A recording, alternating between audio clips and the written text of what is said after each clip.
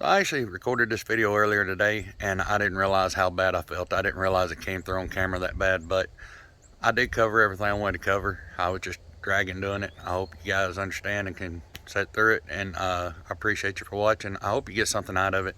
I just had a lot of comments wanting to know, why have I not tore into this truck yet? When am I going to have the truck fixed? When am I going to be back to RV Transport and all that stuff? Hopefully this will answer some of those questions. So today I was going to try to make a short video. I've already tried to record this video like 4 times and I got horrible sinus issues and congestion and allergies and all that crap going on. So main reason I'm doing the video is talk about maintenance money. Now y'all saw that I towed David home when he broke down. The transport bandits towed me home whenever I broke down. The next week there was another gentleman named Chris that broke down. It seems to be going around right now. So one of the main questions that I've got since I started making videos is, how much money do I need to put back for maintenance and breakdowns? So what I have done, or tried to do, what I've always tried to do ever since I bought my first truck, is whatever the truck payment is, my truck payment's $917 a month, and I try to match that in my maintenance fund. And if you're just starting out and you have no maintenance fund, you might want to try to put even a little bit more than that. Now, someone posted on Facebook the other night when I got towed in. I saw a post somewhere about talking about, it was one that me and the Bandits were in together, that didn't want to think we should make a video about maintenance money and all that stuff. And it kind of hit me, yeah, it'd be a good time for it, because I've seen so many owner-operators lose their truck and, put themselves in horrible financial difficulties because they did not have a maintenance fund. They would buy a truck, they would get used to making a little money, and they were going and buying new vehicles. They were buying all kind of accessories to go on their truck, chrome, and the 18-wheeler, the biggest thing was chrome. I've seen people go buy an 18-wheeler without having fuel money hardly to go get their first load, go straight to the chrome shop and put their advance on chrome, and then wind up in a mess later on. So the first thing that you need to focus on, in my opinion, is the maintenance account. I would rather have money go into my maintenance account than to have, if I've got to make a decision on, all right, I've only got X amount of dollars, something big come up this week, I can either pay the truck payment or I can pay the maintenance account. I would rather put the money in the maintenance account. That's just me.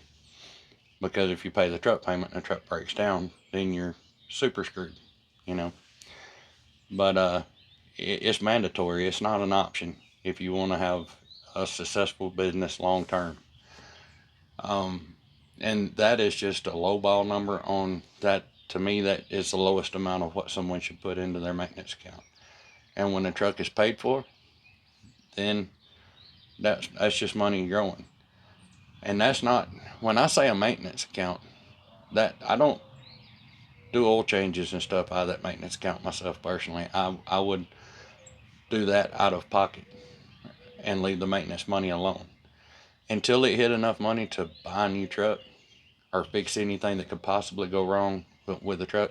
I've been looking around. I do plan on pulling this engine out and tearing it down on YouTube, because there's not another video of tearing down an L5P that I found. If you found one, share me the link. I found some older stuff with LMLs and stuff, but actually pulling the engine out of an L5P out of a truck and just tearing it down. I mean, I've seen Gale Banks and different stuff, but I've not seen just some regular somebody have issues and pull one down. And that motor has not had a valve cover cracked or anything on it in 500,000 miles. So I'm sure you guys are just as eager as I am to find out what happened in that motor. I have my assumptions. I think the oil pump came apart, or something failed in the oil pump area, but we won't know until I have a chance to pull it out and tear it down. Now, with that being said, a bunch of people have been asking, how's progress coming on the truck? I haven't made any because I've got other irons in the fire. I moved the truck from right there to right over there in a better parking spot, so I don't have to worry about it when I'm cutting grass and stuff. I haven't really said a whole lot about it because I'm still getting the paperwork through and all that stuff. But since when I first started, I went to work with Jimbo and Company for a year, and I did good. I could make enough money to pay the bills plus my maintenance money. And now I carried over a lot of debt from another business adventure that I had went into that didn't work out so good. And I also carried over some debt from the 18 wheeler where I just done a ton of work on that. And but when the 18 wheeler went down, I had enough cash in my pocket I could go pay the truck off, and I did, and paid the bills. And that's because of my maintenance fund. This truck right here going down, you know, I, don't get me wrong, I'm not where you're. I don't know anybody. I don't know anybody that's in trucking that their maintenance account is where they would want it to be. But if I didn't have anything put back, I'd be in trouble. But I've been looking at used engines and Semper Fi Transport, Jody Goodwin. If y'all haven't subscribed to his channel, if y'all would, he's right at the 500 subscriber mark, and he only needs a few more to get him over. Check him out. I'll try to leave a link in the description. But he called me earlier today, and he found a motor out of a 2020 Duramax for $9,400, had 8,000 miles on it. That sounds pretty good, but in all honesty, what I'm trying to do, I want to find a whole truck, a wrecked truck, like an insurance, one that was wrecked and the insurance got it and they're going to auction it off. That's what I'm looking for. That way I don't just have a spare engine, I have a spare rear end, spare transmission and all that. And I'm hoping to pull my engine out, drop that motor in, get my truck back on the road or where I can drive it, and also have a spare transmission. That transmission's got 500,000 miles on it. Spare transfer case. The transfer case in that truck has taken a freaking beating between being stuck and all that stuff and the loads it's pulled. That way I just have spare parts. And I'm hoping to find one of those for hopefully around 15,000. But I'm going to take my time and find a good deal and do it that way. And I'm mind blown by everybody who's been sending me different things trying to help. Just the support and how many people actually care about the situation is just humbling. Now, another reason that I haven't just jumped right in and tore that truck down is because when I first started, I started with Jimbo's and I was doing okay. I was learning the business. I'd never been in RV transport. I really enjoyed pulling the horse trailers, camper trailers, and the fiber optic trailers and stuff like that. The people at Jimbo's, they treated me good. But after a year, I was with them from January to January, 1 full year, and I was looking around. You're always looking around for better opportunities, stuff like that. And a small company like Jimbo's, it's hard for them to compete with the fuel discounts to a big company. And then I kept bumping into the Indiana transport guys that were showing me their fuel discount. Their freight paid more per mile, and they had that big full bay shop out there that you could pull into and work on your truck, do oil changes and stuff like that. And after a while, I decided, you know what, I'm gonna give it a chance. I never did really like working for a big company, and I had no reason to leave Jimbo's. But if you can make more money doing something somewhere else, and I really like the idea of the self-dispatch load board, you're not hurting anything by giving it a try. I hope I left them on good terms. I tried to, and I did instantly notice that I was making a little bit more money.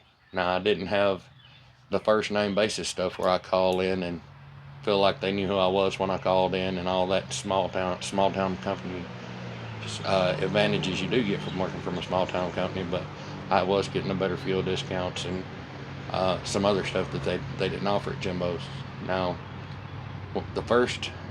nearly for the first 2 years, almost a full 2 years, I did pretty good at Indiana Transport. I feel, for me, what I feel like I need, I was meeting that and exceeding it. I was paying the bills. I paid off a lot of debt, and I was able to put maintenance money back. And I was getting to see all the different stuff, and I thoroughly enjoyed it. But right before the first of the year, you guys know, if you're already in RV transport, things got pretty tough. The rates started falling, fuel kept going up, the freight dried up for a little while, which I can't really say anything there because I still got to run. I was like you guys, I was constantly scrolling the board. And when something popped up, you had to grab it right there. You couldn't wait. You couldn't take a second. But I managed, and I come out still getting to run most of the areas that I wanted to run and do what I wanted to do. So it wasn't that big a deal.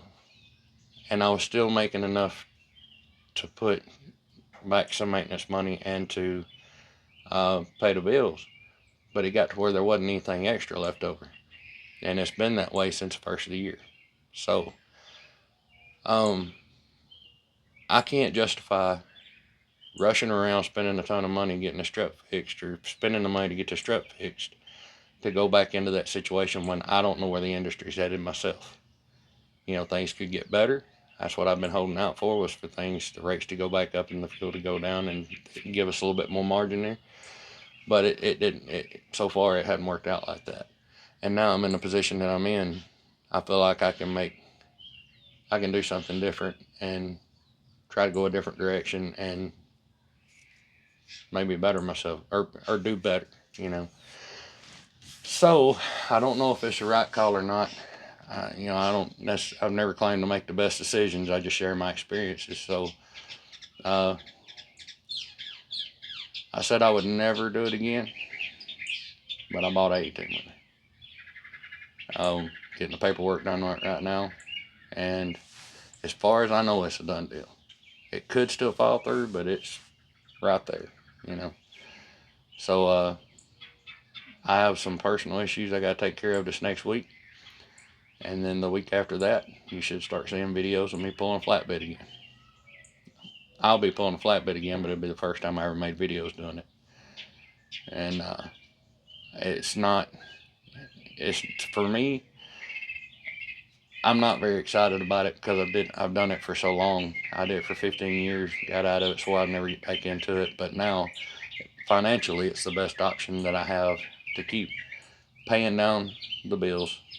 And I feel like I'll be in a better financial situation than I would be if I put that money into that truck. So I'm going to put my money into this truck. I still got to buy chain and binders and tarps and all that. I got some buddies that are pulling some stuff together, so I don't have to rush out and buy it all new, because I don't even know. I want a flatbed, a flat open deck trailer, but it looks like the only thing they have available right now is a covered wagon. That's the only thing that I'm seeing that I can get the way I want to get it. So it'd be a company lease on the trailer, and I don't want to bounce around from one trailer to the next. I want to get that one trailer and it be locked in and all that.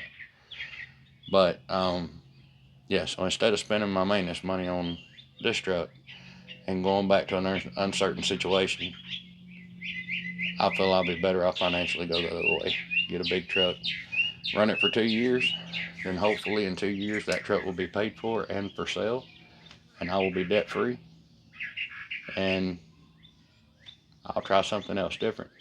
But I'm not saying I'm out of RV transport for good and forever, just for now, until it levels back off. Because the only way that I did it, and I've heard people say that what we've seen over the past couple years is not normal, but for me to operate that truck and be where I need to be financially, I've said it before in other videos, I need $2 a mile and to run 2,000 miles 3 times a month. And I haven't seen a load that paid over $2 a mile in quite a while, and if you do, they're really big and really heavy. And last year at this time, you could get a lighter fifth wheel for $201 a mile. You could get, and the big ones like that one I pulled out to Santee was paying $216, $220, something like that. So, yeah, I just kind of wanted to give a little update, and I really wanted to touch on the maintenance aspect of it, because the maintenance money, putting that up, is just as important as putting fuel in the truck. It has to happen. If you don't make that happen, you will wind up in a bind. And that's like with David. He put his maintenance money up, but he's having to wait on a motor, and everything nowadays on national back order. Let's say think about this and ask yourself this question: if my truck went down today, if a motor went down today, and I hope that doesn't happen to anybody, but it happens to everybody. It happened to me, it happened to everybody. If your motor goes down today with the money you got in the bank, could you pay the bills for a minimum of 3 months and still afford to buy an engine for your truck? And if you don't, you don't have enough in maintenance, you know. And a lot of people don't, especially after this. Back last September, I want to say, I took a pretty hard hit. You know, that turbo actuator went down, and it wasn't but $700, but it took 3 weeks to get one. And before that, I had been dealing with personal stuff that took me 3 weeks, so I was off work for 6 weeks. And then the turbo actuator went down, and I had to spend time trying to find it. Well, that's not that big a deal. But you gotta think, I'm not gonna say what my bills are on a month, but it's not that cheap, you know. It's not just the house, you know, the rent and all that. I got some other stuff tied in there with it that jacks them up pretty good. So that just paying 2 months worth of bills out of the maintenance account plus living for 6 weeks and all that, I had to get into my maintenance. And then since then, I've been able to maintain. I just haven't been able to get a hit, you know, like I was before. That's why I just don't think it's right for me. The right thing for me to do at this time, to spend my money on putting an engine in that truck just to hustle back to work with the miles. The truck has been a great truck. I couldn't ask for a better truck. I don't know anyone else personally. I know you guys may know people who's had plenty of all different denominations of trucks do it. But I never would have figured I would have got 500,000 miles on that truck with never having to go in the engine or the transmission. I did have to rebuild the rear end, and I do have a 500,000 mile review video that I need to work on to tell all the maintenance I did do to the truck. There's already one out here, and I'll try to link it in the description, from 1 to 300,000, from the time I bought the truck to 300,000 miles, and then I'm going to do one from 3 to 5, and that way you guys know my total service records for everything I've done to the truck. But in all honesty, the big things on the truck from 3 to 500,000 miles, I did overhaul the rear end. I put pinion bearings and side carrier bearings and all that stuff in the rear end at about 310 or 320,000 miles. And then I did tires, brakes, and I just put the cheap O'Reilly's brakes on. I was going to go back through and put on new AC Delco calipers, brakes, the whole rotors, the whole 9 yards, all the way around the truck. So I was holding off on that. And but yeah, it's been a great truck. I couldn't ask for a better one. But how many more miles that transmission got in it? How many more miles does all that stuff have in it? I've never had that truck aligned. I've never put ball joints in it. I keep checking for broke springs and all that stuff. Never broke one. I did replace another knock sensor after 300,000 miles. Anyway, I'm just saying, no matter how good a truck you got, doing this job, it is a business expense. It is a tool. You will wear it out. And it really, when I see people and they buy a truck for a job like this, knowing they're going to wear it out, they go out and they start spending money on wheels and tires and different things that's not necessities. I have to wonder how much they have put back for maintenance, because that money for that new set of rims and tires could have been set aside for maintenance, you know. So anyway, and if you are looking at getting into RV transport, don't go out and outfit your truck all at once, all at one time. I didn't do that. I bought that truck for a totally different reason, for a totally different job. Nothing to do with hauling campers. I didn't even know anything about hauling campers when I bought that truck. But the deal that I bought that truck through failed miserably, and I needed to find something to do. I had a truck. I'd always seen the guys hauling campers, so I figured I'd make a couple phone calls, and I wound up with Jimbo's, with a borrowed weight distribution hitch and a sleeping bag across my back seat and a cooler in the middle of the truck, and a gooseneck ball, no fifth wheel. And that's just because it came in the truck. Now, as I worked for Jimbo's and I started getting a little money ahead, I got some maintenance money put back, and I went and bought my own weight distribution hitch and a Gen Y. I bought the Gen Y first because Jimbo's didn't require the weight distribution. And then after I saw the difference that the weight distribution made with my truck, I wanted the weight distribution, so I went off and bought the adapter for the Gen Y and the hitch. And then I drove for probably 3 or 4 more months. I bought the air mattress for the back seat. That was rough, sleeping on the sleeping bag in the back seat. And you know, then I nickled and dimed things together. If you go out there and walk around my setup and you look at it, you'll think, man, he got a fortune tied up in that. Over 3.5 years, I kind of do. But it's the cost of doing business. It's, you know, I will write it off as deductions on my taxes and all that. But I tried not to buy anything for that truck that I didn't have to have, except for, well, the AI box and the auto sync are really the only 2 things I can think of that I bought for that truck I didn't have to have. But anyway, guys, I don't want to bore you too much. I did just want to make a video and talk a little bit about the maintenance and kind of give you guys an update about what I'm doing. You know, I did de-lease last Friday, so that is a done deal for now. I won't be coming directly back to RV Transport, and hopefully I'll get to feeling better, so the next video I'm a little more lively, and hopefully you guys will enjoy some flatbed videos, even if I am cussing while I'm doing it. Like I say, it's just one of those things where even I noticed it in RV Transport, I noticed it in trucking. The companies don't care about the drivers. That's why I got out of it, because the companies didn't care about the drivers. You're just a number. Everybody's trying to get their fingers in your pocket, you know. Every time you turn around, you get charged a different way for something. And the companies wanted to act like you were a company driver, and that wasn't the case. So that's why I got out of it, and I'm hoping I have a better experience this time. But anyway, guys, I'm going to let you guys get back to your day. I will see you in the next video. Thanks for watching.